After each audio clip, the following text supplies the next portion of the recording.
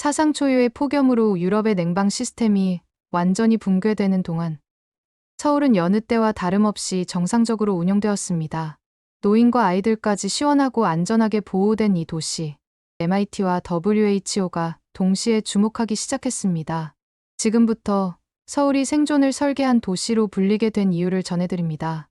MIT 박사 과정에서 기후 재난 대응 모델을 연구하던 저는 서구 중심의 사고에 깊이 빠져 있었습니다. 특히 아시아 국가들의 대응 방식을 평가절하하는 선입견과 편견은 지금 생각하면 부끄러울 정도였죠. 연구실 동료들과 커피를 마시며 나누던 대화는 늘 비슷했어요. 아시아의 인프라는 형편없고 그들의 시스템은 서구의 모방에 불과하다는 식의 이야기였죠. 부끄럽게도 저는 데이터와 논문 속에서만 세상을 바라보고 있었고 실제 현장의 목소리는 들으려 하지 않았습니다. 그러던 어느 날 한국 관련 뉴스 기사 하나가 제 눈에 띄었어요. 서울이 39.8도의 기록적인 폭염 속에서도 도시 기능을 완벽하게 유지하고 있다는 내용이었습니다. 저는 코웃음을 쳤어요. 말도 안 되는 홍보성 기사일 거라고, 현실과는 전혀 다를 거라고 단정했던 것이죠. 원래 저희 연구팀은 독일 막스 플랑크 연구소와 공동 프로젝트를 진행할 예정이었습니다. 유럽의 선진 냉방 시스템과 에너지 효율성을 연구하며 미국과 유럽의 협력 모델을 만들어내는 것이 목표였죠. 하지만 그해 여름 유럽 전역을 강타한 이상 폭염은 모든 계획을 바꿔버렸어요. 독일 측은 자국의 시스템 붕괴를 이유로 프로젝트 참여를 포기했고 우리는 새로운 파트너를 찾아야 했습니다. 그때 지도 교수님이 예상치 못한 제안을 하셨어요. 한국 서울대학교와의 협력은 어떻겠냐는 것이었습니다. 저는 속으로 이렇게 생각했습니다. 오히려 잘 됐어. 이참에 한국 시스템의 허점을 데이터로 증명해서 왜 서구 모델이 우월한지 보여주겠어. 함께 한국행 비행기에 오른 동료 마이클도 비슷한 생각이었던 것 같습니다. 우리는 서로의 편견을 확인하며 마치 탐험가처럼 들뜬 마음으로 인천공항에 도착했습니다. 그리고 확실한 체험을 위해 에어컨이 없는 전통 한옥 민박도 예약했어요. 인천공항에서 서울로 향하는 길, 차장 밖 풍경은 제 예상과는 사뭇 달랐습니다. 도로변 곳곳에 설치된 그늘막과 미스트 분사 장치들이 작동하고 있었고 버스 정류장마다 냉방시설이 갖춰져 있더군요. 하지만 저는 이 모든 것을 표면적인 전시 효과로 치부했습니다. 진짜 시험은 우리가 머물 민박에서 시작될 거라고 생각했죠. 서울 종로구의 한 골목길에 위치한 민박집은 겉보기엔 아담하고 정겨워 보였습니다. 주인 할머니께서는 우리를 반갑게 맞아주셨고 시원한 수박과 함께 방으로 안내해 주셨어요. 마이클과 저는 서로 눈짓을 주고받으며 이제 진짜 한국의 폭염을 체험하게 될 거라고 속삭였죠. 창문을 열자 뜨거운 공기가 방 안으로 밀려 들어왔고 천장엔 낡은 선풍기 하나만이 느릿하게 돌고 있었습니다. 저는 노트북을 꺼내 첫 관찰 기록을 적기 시작했습니다. 해가 지고 어둠이 내리자 진짜 고통이 시작되었습니다.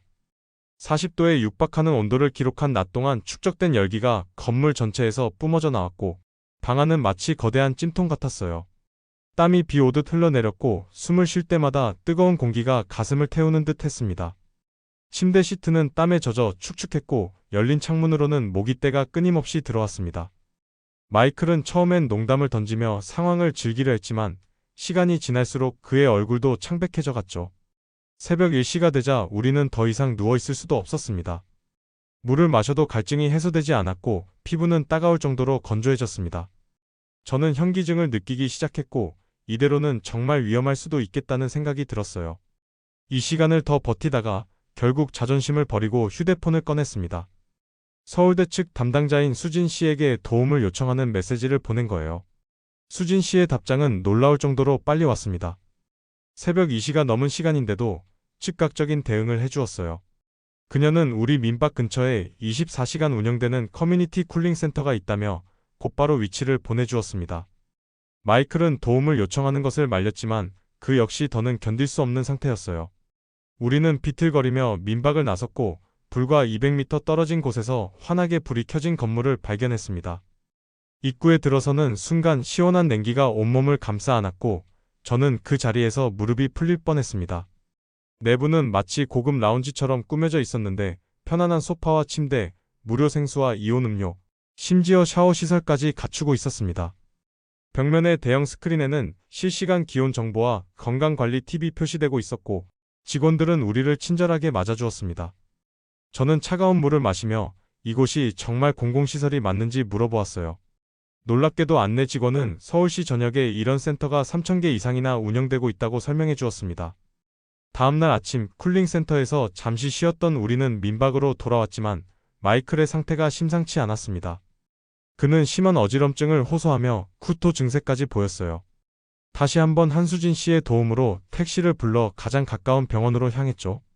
병원 입구에 들어서자마자 놀라운 일이 벌어졌습니다. 천장에 설치된 열화상 카메라가 자동으로 우리를 스캔했고 AI 음성이 흘러나왔어요. 열사병 의심 환자를 감지했습니다.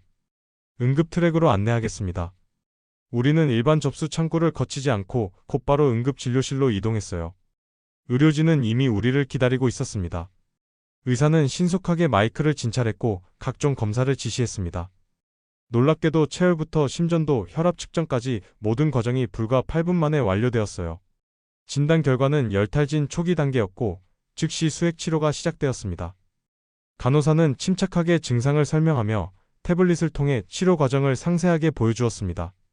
치료가 끝난 후 처방전을 받아 병원 내 약국으로 향했는데 거기서 또 한 번 충격을 받았습니다. 약사가 처방전을 스캔하자 뒤편의 로봇팔이 정확하게 약을 집어 포장하기 시작했죠.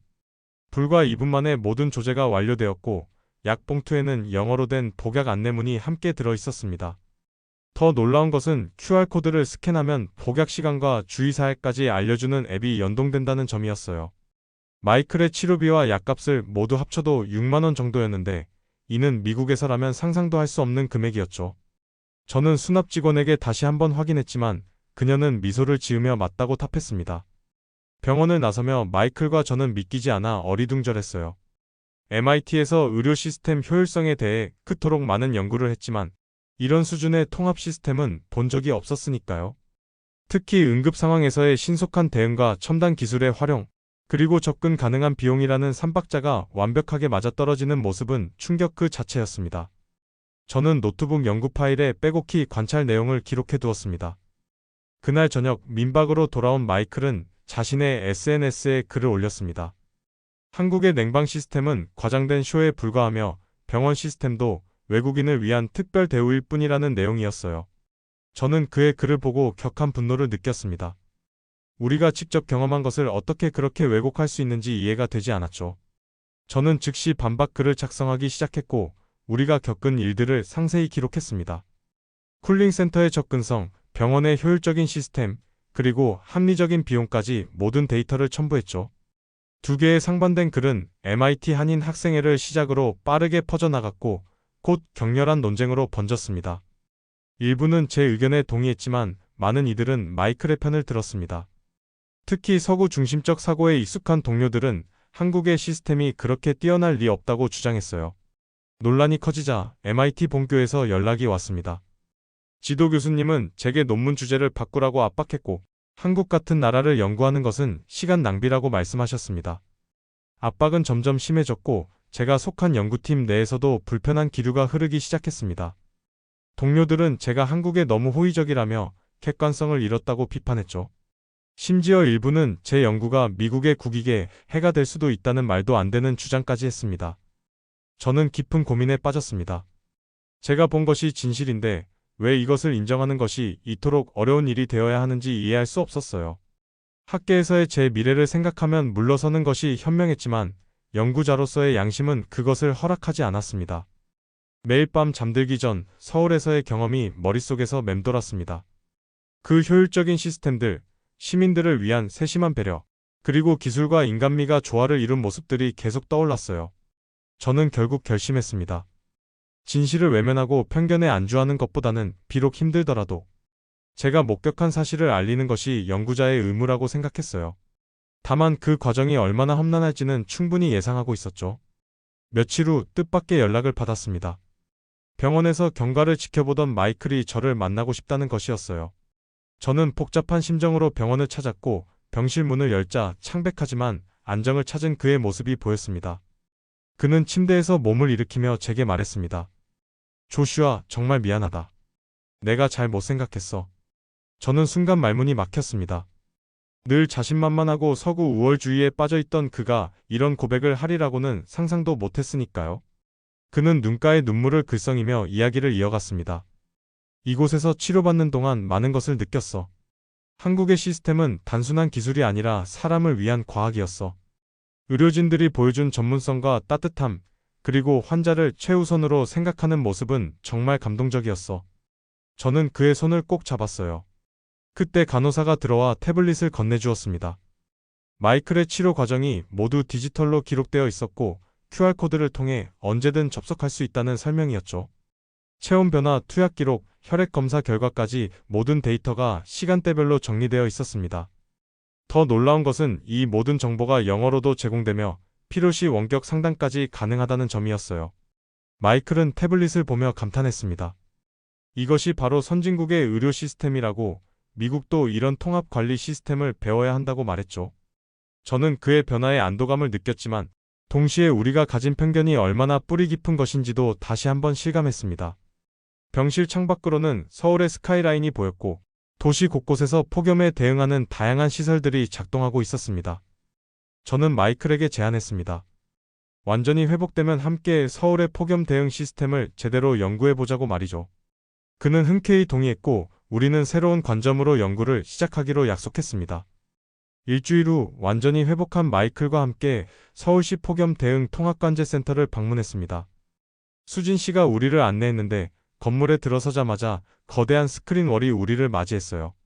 화면에는 서울 전역의 온도 분포, 쿨링센터 이용 현황, 응급실 열사병 환자 수까지 실시간으로 표시되고 있었습니다. 관제 요원들은 각 구역의 상황을 모니터링하며 필요시 즉각적인 대응 조치를 취하고 있었어요. 특히 인상적이었던 것은 빅데이터를 활용한 예측 시스템이었습니다. AI가 기상 정보와 인구 이동 패턴을 분석해 열사병 위험 지역을 미리 예측하고 선제적으로 대응하고 있다고 했어요. 센터장님은 우리에게 자랑스럽게 말씀하셨습니다. 서울은 도시 전체가 하나의 거대한 병원처럼 작동합니다. 시민의 생명과 안전이 최우선이니까요. 마이클은 연신 사진을 찍으며 감탄했고 저는 이 모든 시스템이 어떻게 유기적으로 연결되는지 상세히 기록했습니다. 센터 견학을 마치고 우리는 서울의 거리로 나왔습니다. 곳곳에 설치된 스마트 그늘막은 태양의 위치에 따라 자동으로 각도를 조절하고 있었고 정류장과 횡단보도에는 미스트가 분사되고 있었어요. 더 흥미로운 것은 민간 건물들의 참여였습니다. 카페, 서점, 은행 등 에어컨이 있는 모든 건물에는 무더위 쉼터 스티커가 붙어 있었고 시민들은 자유롭게 들어가 더위를 피할 수 있었어요. 거리 곳곳의 디지털 사이니지는 실시간 온도 정보와 함께 건강 주의사항을 안내하고 있었고 QR코드를 통해 가장 가까운 쿨링센터를 찾을 수 있었습니다. 마이클은 이 모든 것을 보며 말했습니다. 이건 기술이 문제가 아니라 도시 설계 철학의 차이네. 저도 깊이 공감했습니다. 서울은 폭염을 견디는 것이 아니라 적극적으로 대응하고 시민을 보호하는 시스템을 구축했다는 것을 실감했으니까요. 다음날 우리는 서울대학교 캠퍼스를 방문했습니다. 수진 씨가 자랑스럽게 소개한 곳은 기후건축학부의 서머다이나믹 돔이었죠. 외부 온도가 40도에 육박하는데도 돔 내부는 에어컨 없이 24도를 유지하고 있었습니다. 비밀은 특수 설계된 이중 외피와 자연대류를 이용한 공기순환 시스템에 있었어요. 벽면에는 상변화 물질이 내장되어 있어 낮 동안의 열을 흡수했다가 밤에 방출한다는 설명이었습니다. 건축학부 교수님은 이것이 미래 도시의 표준이 될 것이라며 에너지 제로 건물의 가능성을 열정적으로 설명하셨어요. 도서관으로 이동하니 여기는 또 다른 혁신의 공간이었습니다. AI 시스템이 개인별 최적 온도와 조도를 자동으로 조절하고 열 스트레스 지수가 높아지면 자동으로 휴식을 권하는 알림이 뜨더군요. 학생들은 24시간 쾌적한 환경에서 공부할 수 있었고 층별로 다양한 온도존이 마련되어 있어 개인의 선호에 따라 선택할 수 있었습니다. 저는 이 모든 것을 노트에 기록하며 생각했습니다. 이것이 바로 도시가 기후변화 시대에 살아남는 방법이라고 말이죠. 캠퍼스 곳곳을 둘러보니 더 많은 혁신적인 아이디어들이 구현되어 있었습니다. 태양광 패널이 일체화된 차양막은 그늘을 제공하면서 동시에 전기를 생산했고 특수 도료가 칠해진 도로는 열 반사율을 높여 지표 온도를 낮추고 있었어요. 가장 인상적이었던 것은 캠퍼스 전체에 조성된 수직 정원과 그린 커튼이었습니다. 단순한 조경이 아니라 과학적으로 계산된 식재 계획에 따라 최대한의 냉각 효과를 낼 수 있도록 설계되었다는 설명이었죠. 오후에는 현지 학생들과 함께하는 워크숍에 참여했습니다. 그들은 기술만으로는 한계가 있다며 공동체 의식과 상호 협력이 더 중요하다고 강조했어요. 특히 폭염 시기에 이웃을 살피고 취약계층을 돌보는 문화가 있어야 진정한 대응이 가능하다는 말이 인상적이었습니다. 한 학생은 자신의 할머니 이야기를 들려주었는데 동네 쿨링센터에서 만난 이웃들과 친구가 되어 이제는 폭염이 와도 외롭지 않다고 하셨다고 했어요. 그 순간 깨달았습니다. 제가 지금까지 연구해온 기술 중심의 접근법이 얼마나 단편적이었는지를. 그날 저녁, 저는 연구 주제를 완전히 새롭게 정의하기로 마음먹었습니다. 미국으로 돌아온 저는 곧바로 논문 준비에 착수했습니다. 서울에서 수집한 데이터와 경험을 바탕으로 인간 중심의 기후 대응 모델을 제시하는 것이 목표였어요. 예상대로 저항은 거셌습니다.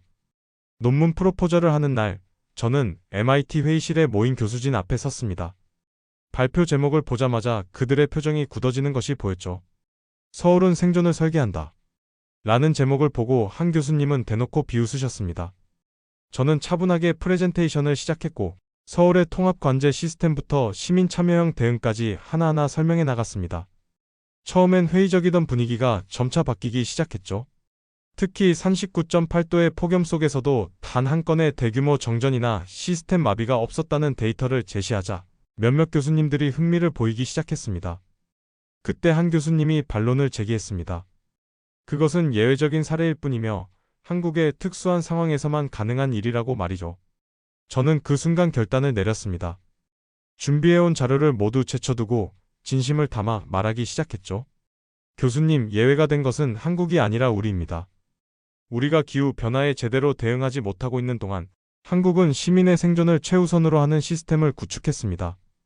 기술의 우열을 논하는 것이 아니라 철학과 접근법의 차이를 인정해야 합니다. 회의실에 잠시 침묵이 흘렀어요. 저는 마지막으로 한 가지를 더 보여드렸습니다. 서울 시민들이 폭염 속에서도 일상을 유지하며 웃고 있는 영상이었죠. 40도에 가까운 날씨에도 아이들은 분수대에서 놀고, 노인들은 쿨링센터에서 담소를 나누고, 직장인들은 평소처럼 출퇴근하는 모습이었습니다. 이것이 바로 우리가 추구해야 할 미래가 아닐까요? 이것이 바로 생존이 아닌 삶의 질을 보장하는 도시의 모습이라고 생각합니다. 발표를 마치자 박수가 터져 나왔고 가장 보수적이던 교수님조차 고개를 가볍게 끄덕이셨습니다. 물론 모든 사람을 설득한 것은 아니었지만 적어도 새로운 관점을 제시했다는 뿌듯한 마음이 들었어요. 발표 영상은 누군가에 의해 유튜브에 업로드되었고 예상치 못한 반향을 일으켰습니다. 일주일 만에 조회수 100만을 넘어섰고 전 세계에서 댓글이 쏟아졌죠. 특히 유럽과 북미 지역의 시청자들은 자국의 폭염 대응 실패를 비판하며 한국 모델을 연구해야 한다고 주장했습니다. 독일 공영방송 GDF에서 연락이 왔고 저를 인터뷰하고 싶다고 했죠. 그들은 이미 취재팀을 서울에 파견했으며 서울이 열세다라는 다큐멘터리를 제작 중이라고 했습니다. 이어서 BBC도 관심을 보였고 서울을 폭염 시대의 모델 도시로 소개하는 특집을 준비한다고 했죠. 가장 의미 있었던 것은 WHO의 연락이었습니다. 제 논문을 국제기후 건강 컨퍼런스의 기조 발표로 채택하고 싶다는 제안이었죠. 저는 감격스러웠지만 동시에 막중한 책임감도 느꼈습니다. 이제 저는 단순한 연구자가 아니라 한국의 우수한 시스템을 세계에 알리는 전달자의 역할을 하게 된 것이니까요. 서울시와 서울대학교도 적극적으로 협력하겠다는 의사를 전해왔고 공동 발표를 준비하기로 했습니다. 학술지에 논문을 제출하기 직전 저는 마지막 고민에 빠졌습니다. 혹시 제가 한국을 너무 이상화한 것은 아닐까? 객관성을 잃은 것은 아닐까 하는 의구심이 들었죠. 그래서 저는 다시 한번 현장으로 향했습니다. 이번에는 서울의 변두리 지역, 상대적으로 소외된 곳들을 찾아다녔죠. 놀랍게도 그곳에도 쿨링센터가 있었고 주민들을 위한 다양한 서비스가 제공되고 있었습니다. 한 할머니를 만나 직접 여쭤보았습니다. 이런 시설들이 정말 도움이 되는지, 실제로 체감하시는지 말이죠. 할머니는 제 손을 꼭 잡으며 말씀하셨습니다. 이게 없었으면 지난주에 죽었을 거라고, 나 같은 노인들한테는 생명줄이나 다름없다고 하셨죠. 그 순간 저는 모든 의구심을 완전히 떨쳐낼 수 있었습니다. 이것은 숫자와 데이터의 문제가 아니라 실제 사람들의 생존과 직결된 이야기였으니까요. 논문의 마지막 문장을 쓰면서 저는 확신을 가질 수 있었습니다. 서울은 기후 변화 시대에 인간의 존엄성을 지키는 방법을 보여주는 도시이다. 논문이 발표되자 국제적인 관심이 쏟아졌습니다. 서울시와 MIT는 곧바로 폭염 대응 국제 워킹그룹을 설립하기로 합의했고 저는 영광스럽게도 초대 코디네이터로 임명되었죠. 수진 씨도 한국 측 코디네이터로 함께하게 되었고, 우리는 본격적인 공동 연구를 시작했습니다. 시간이 지나면서 우리는 단순한 연구 파트너를 넘어 서로를 깊이 이해하는 사이가 되었죠. 한편 마이클은 미국 CDC에 입사했고 첫 인터뷰에서 이렇게 말했다고 합니다. 내가 한국에서 배운 것을 미국의 새로운 기준으로 만들겠다고 말이죠. 서울시는 우리의 연구 결과를 바탕으로 조슈아 대응 매뉴얼을 공식 발간했는데 제 이름을 딴 것이 쑥스러우면서도 자랑스러웠습니다. 이 매뉴얼은 영어, 중국어, 스페인어 등 10개 언어로 번역되어 전 세계에 무료로 배포되었죠. 점점 더 많은 도시들이 K폭염 대응 모델을 도입하기 시작했고 서울은 명실상부한 기후 대응의 메카가 되었습니다. 저는 이제 매년 여름이면 서울을 찾을 계획입니다. 연구 목적도 있지만 무엇보다 이곳이 제게는 특별한 의미를 가진 도시가 되었으니까요. 전 세계적으로 기온이 계속 상승하고 있지만 많은 전문가들이 서울을 가장 살기 좋은 도시 중 하나로 꼽고 있습니다. 아마도 단순히 기술력 때문만은 아닐 것입니다. 한국은 기후 변화에 단순히 반응한 것이 아니라 인간을 중심에 둔 도시를 설계했기 때문이에요. 자랑스러운 대한민국의 폭염 대응 시스템에 대한 영상이 어떠셨나요? 살기 좋은 대한민국에 대해 더 널리 알리고 싶으시다면 이 영상을 주변 분들께 공유해주세요. 구독과 좋아요는 저에게 큰 힘이 됩니다. 오늘도 끝까지 시청해 주셔서 감사합니다.